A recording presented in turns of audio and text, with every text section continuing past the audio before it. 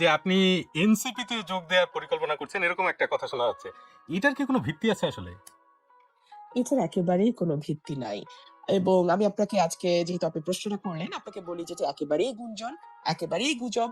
এটার সঙ্গে ন্যূনতম কোনো সত্যতা নাই। মানে আপনার সঙ্গে এই বিষয়ে কোনো রকম যোগাযোগও করা হয়নি এনসিপি তরফ থেকে?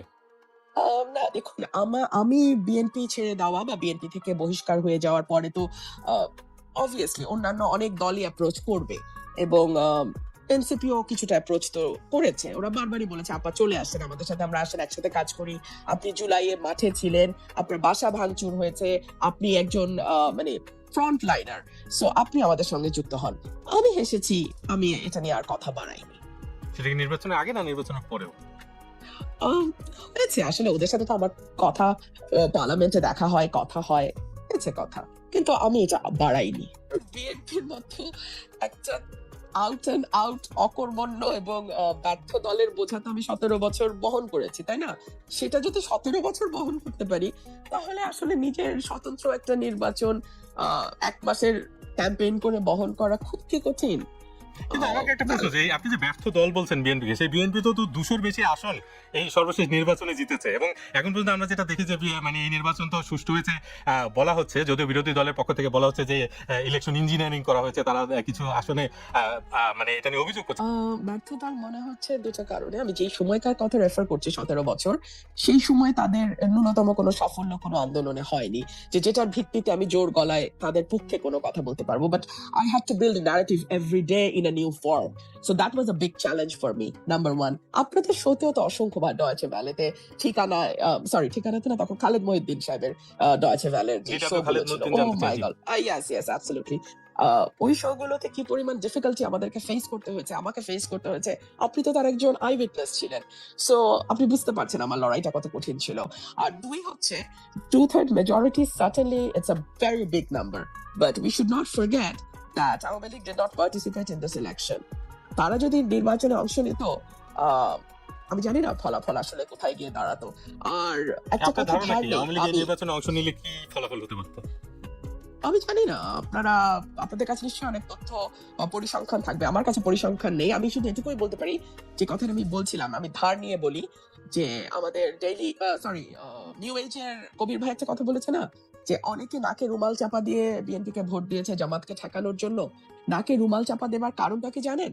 কারণ হচ্ছে গত ১৭ মাস অন্তর্বর্তীকালীন সরকারের শাসনামলে বিএনপির নেতাকর্মীরা যেভাবে দখলবাজি, চাঁদাবাজি, লুটতরাজ, মামলা বাণিজ্যে জড়িয়ে গেছিল, যেটার প্রতিবাদ আমি ১৭ মাস ধরে দলের ভেতরে থেকে দলের ব্যাপারে করে এসেছি। দলের ভেতরে করেছি, রিপোর্ট জমা দিয়েছি, দলের বাইরে করেছি, কোনো কাজে আসে নাই। সো মানুষ বিএনপিকে খুব ভালোবেসে 2/3 মেজরিটি দিয়েছে। এটা নিশ্চয়ই আপনিও মনে করেন না, আমরাও মনে করি না। সো এটা যদি সকলে দেখুন, আপনি দেখুন নেপালে যে অভ্যুত্থান হলো, এরপরে কিন্তু নেপালের সরকারে যারা ছিল, তারাও কিন্তু নির্বাচনে অংশ নিয়েছে। কিন্তু মানুষ তাদেরকে প্রত্যাখ্যান করেছে। আপনারা যদি ফেয়ার একটা নির্বাচন দেওয়ার সাহস থাকতো, আপনারা দেখতেন, আপনারা সকল দলকে আনতেন, আওয়ামী লীগও নির্বাচন করতো, বিচার চলতো। আওয়ামী লীগকে যদি মানুষ প্রত্যাখ্যান করে বিএনপিকে 2/3 দিত, তখন আপনার কাছে মনে হয় না যে এই 2/3 টা আরো অনেক বেশি মজবুত 2/3 হতো, আরো অনেক বেশি গ্রহণযোগ্য 2/3 হতো? কিন্তু সেটা তো হতে পারলো না।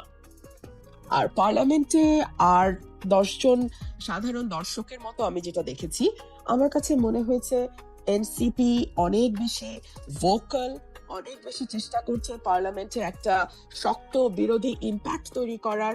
সেক্ষেত্রে আমার জামাতকে কিছুটা দুর্বল মনে হয়েছে এবং এটা শুধু আমার পর্যবেক্ষণ না, এটা আমি অন্যান্য অনেকের সঙ্গে কথা বলে আমি এই ফিডব্যাক পেয়েছি। মানে আরেকটু যদি আপনি স্পেসিফিক বলেন যে আসলে দুর্বলতাটা কোন জায়গায় আপনার দেখছেন? আপনি নিজেও একজন সংসদ সদস্য, আপনি তো একেবারে কাছে থেকেই দেখছেন পুরো পরিস্থিতি। দেখুন, আমাদের জুলাই সনদ নিয়ে ২ দিনের দীর্ঘ আলোচনা হয়েছে। মুলতবি প্রস্তাবের উপরে ২ দিন দীর্ঘ আলোচনা হয়েছে। এবং সেখানে আমরা সরকারি দলকে দেখেছি লিগ্যাল পয়েন্ট গুলো যেভাবে ক্লিয়ার করেছে, তার পাল্টা লিগ্যাল আর্গুমেন্ট আমরা বিরোধী দলের কাছ থেকে পাই নাই। আম আমরা আশা করেছিলাম যে সরকারি দলে যেমন আইনজীবী আছেন, বিরোধী দলেও কিন্তু প্র্যাকটিসিং লয়ার আছেন। আমি ২-৩ জনের নাম এখনই বলতে পারি। সো আমরা আশা করেছিলাম, মানে সাধারণ মানুষ আশা করেছিল যে লিগ্যাল আর্গুমেন্ট যেটা, সেটা আরো অনেক জোরদার ভাবে হয়তো বিরোধী দল প্রেজেন্ট করবে, বাট আমরা সেই জায়গায় একটা খামতি বলবো, যে এক ধরনের খামতি আমরা লক্ষ্য করেছি। অনেক বেশি আবেগ ময় বক্তব্য দেওয়া হয়েছে, তাতে কোনো দোষণীয় কিছু না, রাজনীতি আবেগের বাইরে নয়। তবে আমার মনে হয় যে যেহেতু লিগাল ইস্যুস গুলোর উপর বারবার আলোকপাত করা হয়েছে, আমার কাছে মনে হয়েছে আরো অনেক বেশি জোরালো ভাবে লিগাল আর্গুমেন্ট গুলো দেওয়া যেত। আমি আরো এক্সাম্পল দিতে পারি, মানবাধিকার কমিশন আইন, কিংবা বিশেষ করে সুপ্রিম কোর্টের বিচারক নিয়োগ, সচিবালয় প্রতিষ্ঠা, অর্থাৎ বিচার বিভাগকে একটা আধুনিক বিচার বিভাগ এবং ইন্ডিপেন্ডেন্ট, নিরপেক্ষ এবং মানে ইন্ডিপেন্ডেন্ট একটা বিচার বিভাগ করবার জন্য যেই পদক্ষেপগুলো নেয়ার আরম্ভ হয়েছিল সেই মাজদার হোসেন মামলা থেকে 1999 সাল থেকে, সেটা কিন্তু আজকে 2026-এ এসেও মুখ থুবড়ে পড়েছে। এমনকি মাজদার হোসেন সাহেবকে তার মানে সনদ স্থগিত করে দেওয়া হয়েছে। এই বিষয়গুলো নিয়ে পার্লামেন্টে ঝড় তোলা যেত। আমরা আশা করেছিলাম বিরোধী দল এই ঝড়টা তুলতে পারবে। তো আপনি আপনার এক্ষেত্রে অবদান রাখার কোনো সুযোগ নেই বা আপনি কি চেষ্টা করেছেন যে এই ঝড় তোলার ব্যাপারে আপনার? খুব ইন্টারেস্টিং ব্যাপার হচ্ছে, সরকারি দল বোধগম্য কারণেই আমাকে 1 মিনিটও সময় দিতে চায় না।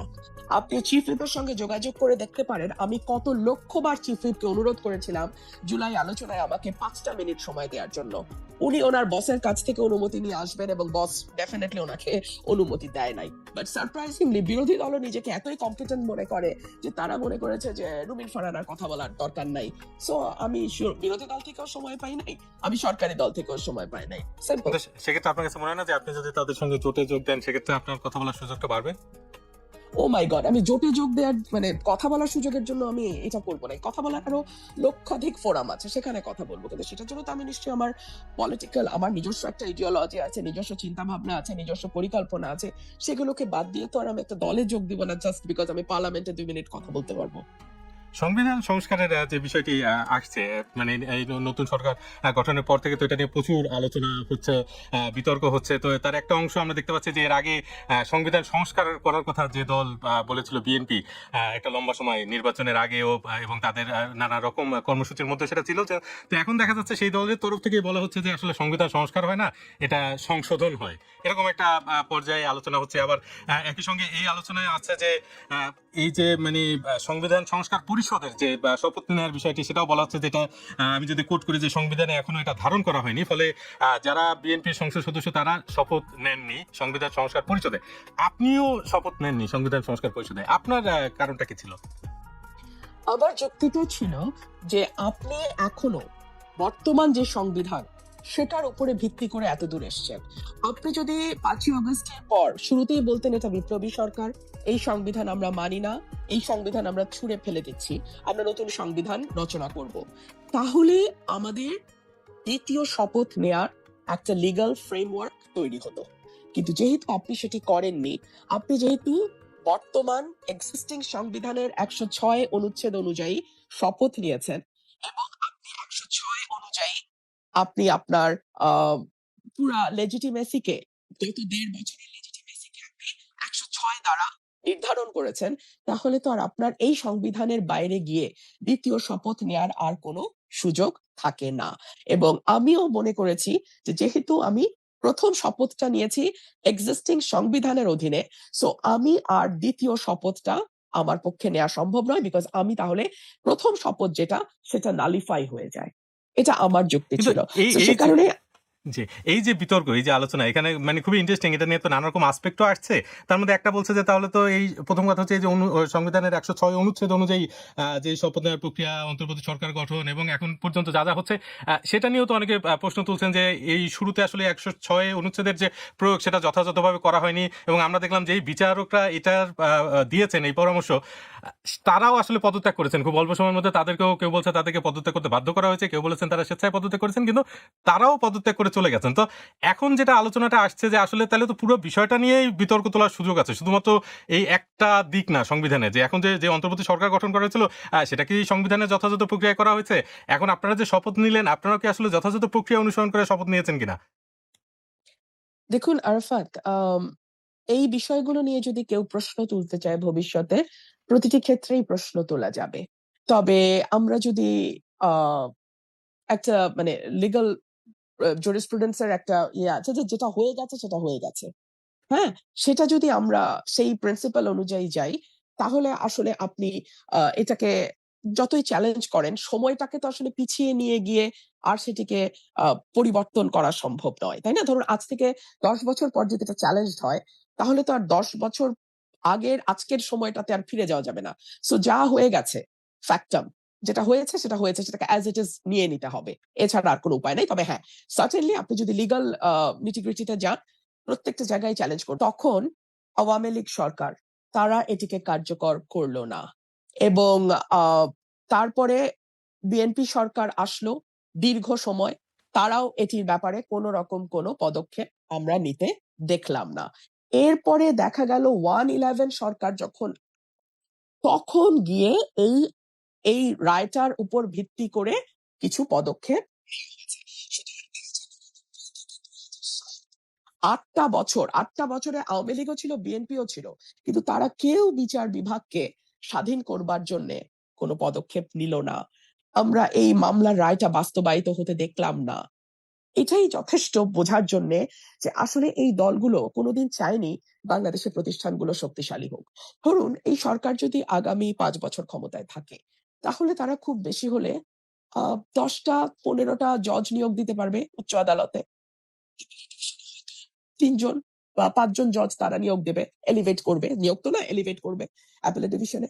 সেটার জন্যে এত বড় একটা স্টিগমা তারা নিতে রাজি যে তারা বিচার বিভাগের স্বাধীনতা এই অভ্যুত্থানের পরেও দিতে রাজি নয়। সো এগুলো না আসলে আমাদের পলিটিক্যাল পার্টি গুলোর প্যাটার্ন। এটা আমাদের দেশের মানুষ জানে বলেই ৮১% মনে প্রাণে বিশ্বাস করে যে এই অধ্যাদেশগুলো আর কখনো আলোর মুখ দেখবে না। তবে যেটা লজ্জাস্কর ব্যাপার হবে যেখানে পলিটিক্যালি একটা ধাক্কা বিএনপি খাবে। এখন আমার এই কথা শুনে হয়তো বিএনপির তার সিদ্ধান্ত হয়তো বদলাইতেও পারে, আমি জানি না। তারা দেখবে যে আর কয়েক বছরের মধ্যেই যখন তারা বিরোধী দলে যাবে, তাদের ব্যাপারে শক্তভাবে বলা হবে গুম নিয়ে তারা মিথ্যাচার করেছে। জাতীয় আন্তর্জাতিক পরিসরে মিথ্যাচার করেছে। কারণ যদি তাদের নেতাকর্মীরা সত্যিই গুম হতো, তাহলে তো গুম অধ্যাদেশ করতে তাদের কোনো অসুবিধা হওয়ার কথা না। গুম অধ্যাদেশকে আইনে পরিণত করতে তাদের কোনো সমস্যা হওয়ার কথা না। এবং তারা যদি সত্যিই গুমের বিপক্ষ শক্তি হয়, সত্যি যদি তারা, তাহলে তো সেটার বিরুদ্ধে আইন তৈরি করতে তাদের কোনো বাধা থাকার কথা না। সো কিন্তু আইনের আইনমন্ত্রী তো তারা বলছেন যে নিজে তারা আরো ভালো আইন তৈরি করবেন এবং আরো বিচার বিশ্লেষণ পর্যালোচনা করে তারপরে তারা আইনগুলো তৈরি করবেন যেটা আরো শক্তিশালী হবে। আপনি এই কথা আস্থা রাখতে পারছেন না? আমি তো বললাম আমি পারছি না। এবং আইনমন্ত্রী যে কথাগুলো বলেছেন এটা আপনি যেমন শুনেছেন, বাংলাদেশের মানুষও শুনেছে। কিন্তু ৮১% মানুষ আস্থা রাখছে না। এটা হচ্ছে বাস্তবতা। সংসদ সদস্য হিসেবে আমি যদি আপনাকে একদম ব্লাক অ্যান্ড হোয়াইট উত্তর দেই, তাহলে উত্তরটা হচ্ছে এর কোনো ক্ষমতাই আমার নাই। বাংলাদেশে ১৫১ টা আসন যারা পায়, যেই দল পায়, সেই দল চাইলে বাংলাদেশে যেকোনো কিছু করতে পারে। আর ১৪৯ টা আসন যারা পায়, তাদের ১০০০ টা ভালো পরিকল্পনা থাকলেও কোনো লাভ হয় না। আর সেখানে আমি একজন স্বতন্ত্র একক সদস্য। সো আমি নারীদের ব্যাপারে আ কোনো যুগান্তকারী মানে পরিকল্পনা এনে সকল কিছু যুগান্তকারী রূপ পরিবর্তন করতে পারবো সেটা নয়। তবে একজন নারী এবং একজন রাজনীতিবিদ এবং আইনজীবী হিসেবে আমি আপনাদেরকে এটুকুই বলব যে নারী হিসেবে আ আমরা অনেক সময় নিজেকে দুর্বল ভাবতে পছন্দ করি। আমরা নিজেকে অনেক সময় vulnerable বা victim role play করতে পছন্দ করি। আমরা আশা করি যে এভাবে হয়তো চললে আমার বাবা, আমার পার্টনার বা আমার সমাজ, আমার বস, আমার অফিস আমাকে জায়গা ছাড়বে, আমার জন্য একটু সহজ হবে। আমি একটু কম পরিশ্রম করে একটু বেশি আগাতে পারবো।